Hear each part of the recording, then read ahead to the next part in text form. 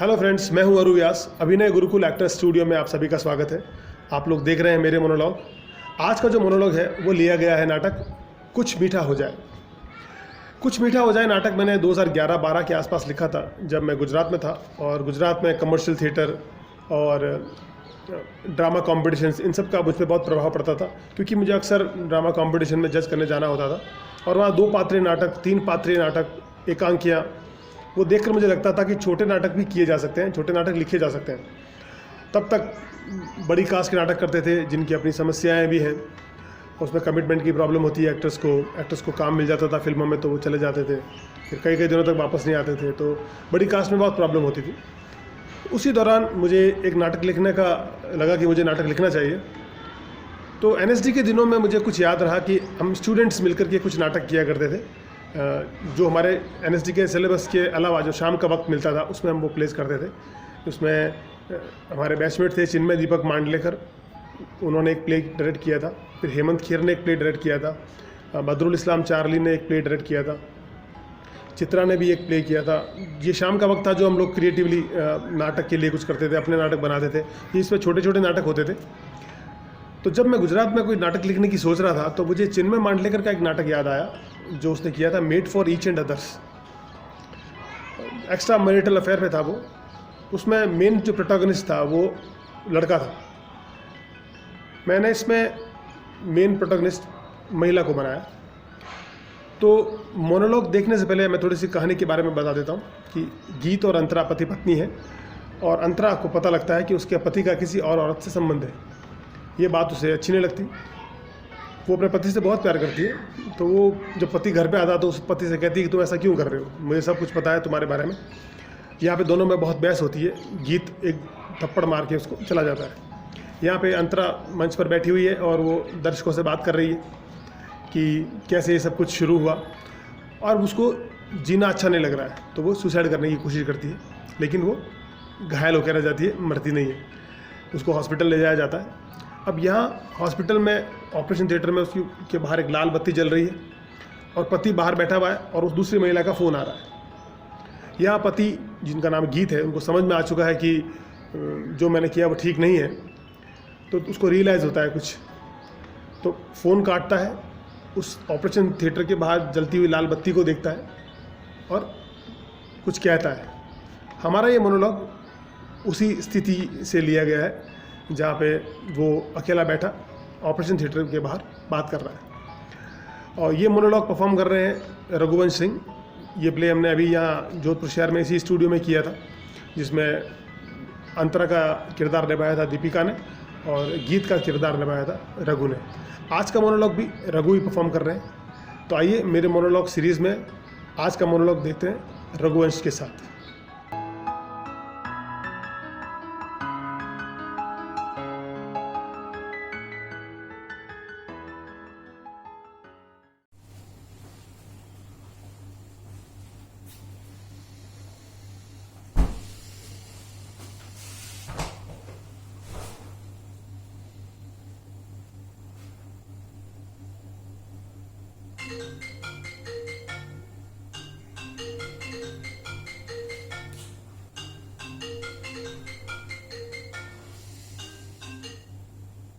Hello. मैंने बोला ना तुमको कि मैं नहीं मिल सकता, मतलब नहीं मिल सकता। तुम समझ क्यों नहीं रही हो इस बात को? Listen listen listen listen listen, I will call you back. Okay okay.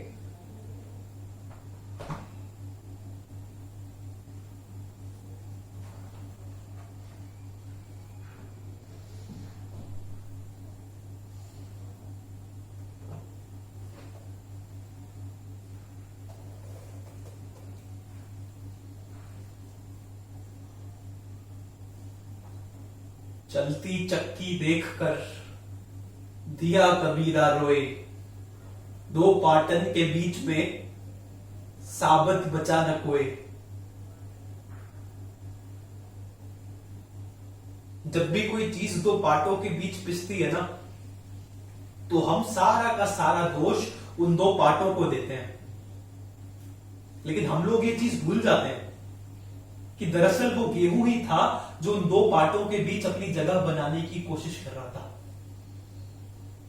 और दो पार्टों के बीच पिसकर वो गेहूं अपनी असली सूरत खो बैठता है। वही सूरत तो ढूंढने में आया हूं। साला ये जो सारा लफड़ा है ना, ये सूरत का ही है।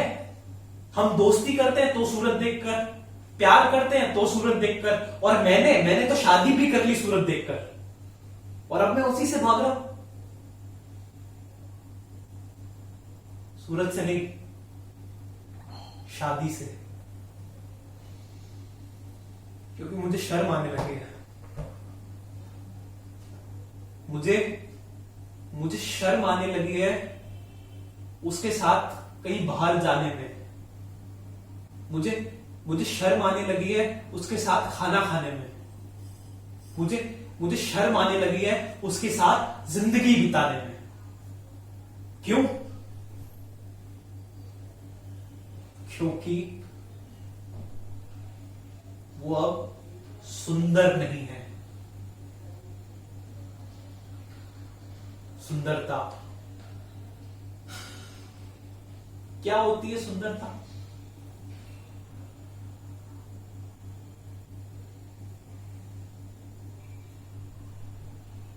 आज जब हॉस्पिटल में उस लहूलुहान हालत में मैंने उसकी पथराई आंखों को देखा, तो उनमें मेरे लिए बेपनाह मोहब्बत थी।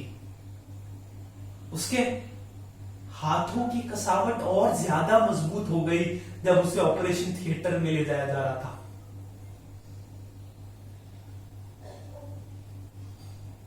एक टक लगातार उस लाल बल्ब को देखते रहना,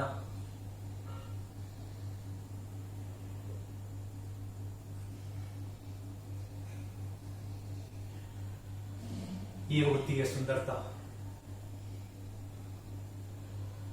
पथराई आंखों में मोहब्बत, हाथों की कसावट, एक टक उस लाल बल्ब को देखते रहना।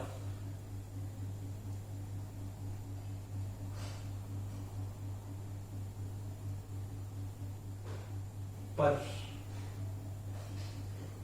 इस सुंदरता के बीच कहीं कुछ है जो असुंदर है, जो पहले था और अब नहीं है, जिसने उसको और मुझको इस मोड़ पर लाकर खड़ा कर दिया।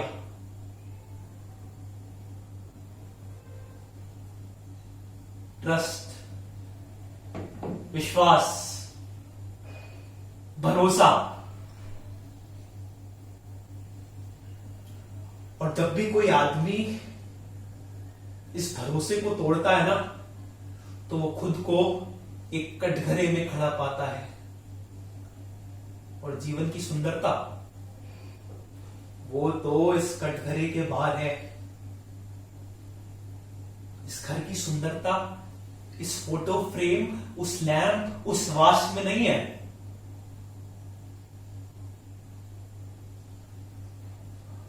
इस घर की सुंदरता तो इंतजार कर रही है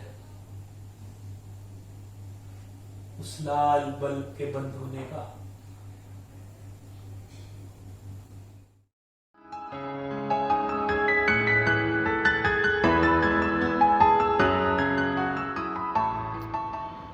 हेलो दोस्तों, इस सेगमेंट में अक्सर स्वाति होती है, पर किन्हीं कारणों से वो आज नहीं है, तो नेक्स्ट एपिसोड्स में शायद उनका आना होगा। तो आज इस मोनोलॉग पे बात कर लेते हैं।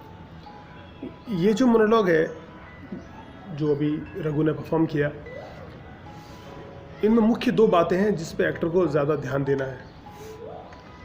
एक तो सेल्फ रियलाइजेशन, कि पूरे स्पीच में इस बात का ख्याल रखना है कि आप जो परफॉर्म कर रहे हैं, आपका शरीर और आपकी भाषा में सेल्फ रियलाइजेशन हो। और दूसरी जो सबसे महत्वपूर्ण बात इसमें ध्यान रखने वाली है, जो एक्टर को ध्यान रखनी चाहिए, वो है अपने पार्टनर की अहमियत को समझना।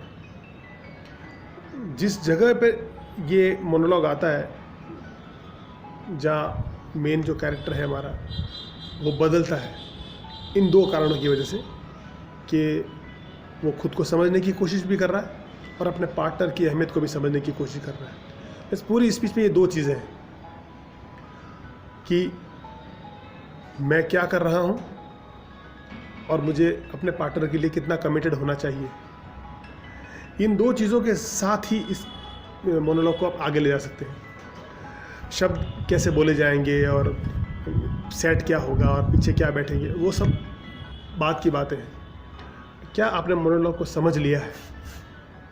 अच्छा, मोनोलॉग करने वाला व्यक्ति उसका अनुभव भी होना चाहिए। जैसे इसमें रघुवंश है तो रघुवंश का अनुभव, और वो शादीशुदा नहीं है, और इस तरह की जो पेचीदगियाँ हैं जीवन की, जिसमें कैसे हैंडल करना है, उन्होंने निश्चित रूप से किसी को ऑब्जर्व किया होगा या पढ़ा होगा, देखा होगा, समझा होगा, क्योंकि रघुवंश बहुत पढ़ते हैं, उनको साहित्य से बहुत लगाव है और साहित्य के साथ साथ वो और भी बहुत चीज़ें पढ़ते रहते हैं। तो क्योंकि अभिनेता पढ़ने लिखने वाला है तो वो अभिनय में ठहराव की अहमियत को भी समझता है। तो ऐसे नाजुक मोड़ पे जहाँ पे परफॉर्मेंस चल रही है, जहाँ पे नाटक नाजुक मोड़ पे है, वहाँ पे किसी व्यक्ति का ठहराव बहुत आवश्यक है। तो एक्टर क्योंकि पढ़ने लिखने वाला बंदा है, समझदार बंदा है, ज़हीन है, कवि है, कविताएं लिखता है, तो उसका बहुत बेनिफिट मिला उसको ठहराव के लिए। पूरी परफॉर्मेंस में वो सोच समझ के बात कर रहा है, चीज़ों को अपनी आंखों से क्रिएट भी कर रहा है, लाल बल्ब के साथ वो रिलेशन बना रहा है। तो मंच के सामने जहाँ पर ये सीन जब किया गया था तो तब भी उसको ऐसे ही इंस्ट्रक्शंस थे।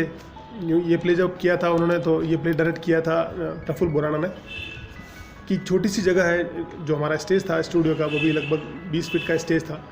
तो यहाँ पे एक बल्ब जल रहा है, उस बल्ब की तरफ देख के उसको बोलना है। तो एक्टर ने जो भी आसपास चीज़ें रखी हुई है, सेट लगा हुआ है, जो बल्ब जहाँ पे लगा हुआ है, उसके साथ रिलेशन बना करके अपनी बात को कहना है। बात वही दो है, सेल्फ रियलाइजेशन और किसी व्यक्ति की अहमियत। यहाँ पे एक ज़रूरी चीज़ और है कि जब वो सूरत की बात करता है, गेहूँ अपनी सूरत खो देता है और फिर हम सूरत देख के प्यार करते हैं, हम सूरत देख के शादी करते हैं। सूरत क्या है चीज़? तो सूरत और सीरत, इस पर एक बात होती है। ये बात को जितनी आसानी से हम लग रही है हम बात कर रहे हैं, ये एक उम्र के बाद समझ में आती है सूरत और सीरत का फ़र्क क्या है। वरना ज़्यादातर शादियां तो एल्बम को अच्छा करने के लिए होती हैं। जब किसी लड़की के लिए लड़का देखा जाता है या लड़के के लिए लड़की देखी जाती है तो एक ही बात होती है, भाई लड़का सुंदर तो है नहीं, लड़का सुंदर मतलब सूरत ही इम्पॉर्टेंट है, क्योंकि फ़ोटो एल्बम में आप किसी व्यक्ति की सीरत नहीं पहचान सकते। सुंदर बहुत है लड़का, लेकिन ट्रैक पे नहीं है, लाइन से भटका हुआ है। लड़की बहुत सुंदर है, लेकिन क्या वो है, उसका भाव, व्यवहार, मन कैसा है, ये सब बातें सालों से शादियाँ ऐसी होती आ रही हैं। और आज भी हम सूरत को ही ज़्यादा महत्व देते हैं। सिनेमा में भी आप देखिए कि ज़्यादातर अच्छे और सुंदर जो लोग होते हैं, या वही लोग सिनेमा में ज़्यादा दिखाई देते हैं। 2-3 ही अपवाद होते हैं जो सिनेमा में आते हैं, जहाँ पर निर्देशक या प्रोड्यूसर या नाटक का जो प्रोड्यूसर है, नाटक का राइटर है, डायरेक्टर है, वो लोग अभिनय को महत्व देते हैं, तब वो सूरत को महत्व नहीं देते। तो सूरत की बहुत बड़ी कहानी है, जिसका जिक्र भी यहाँ पे रघु ने किया है। तो आज के मोनोलॉग में जो 3 चीज़ें मुझे अच्छी लगी जो देखते हुए, कि सेल्फ रियलाइजेशन को बहुत अच्छी तरह से उन्होंने डील किया, अहमियत को बहुत अच्छी तरह से डील किया, प्रॉपर्टी के साथ रिलेशन बनाया उन्होंने, फोकस बहुत ज़बरदस्त था। जब उन्होंने जो चीज़ें उन्होंने आँखों से क्रिएट करने की कोशिश की, आँखों से जो इस्टेब्लिश की है, क्योंकि हम मोबाइल में या स्क्रीन पर देखेंगे जब इस वीडियो को, तो अभिनेता का दायित्व इतना बढ़ जाता है कि जो मंच पे चीज़ें नहीं हैं उसको वो आँखों से क्रिएट करे। तो इन सारे विभागों को देखते हुए रघु ने जो आज काम किया, उस पर निश्चित आप लोग अपनी प्रतिक्रिया देंगे। और एक अभिनेता को इस तरह के जो मोनोलॉग्स है उस पर काम करने के लिए इन 4-5 चीज़ों पे ध्यान देना चाहिए।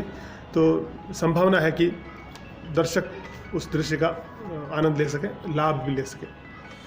तो अगले कड़ी में फिर से मिलते हैं एक नए मोनोलॉग, एक नए नाटक और एक नए परफॉर्मर के साथ। सी यू सून।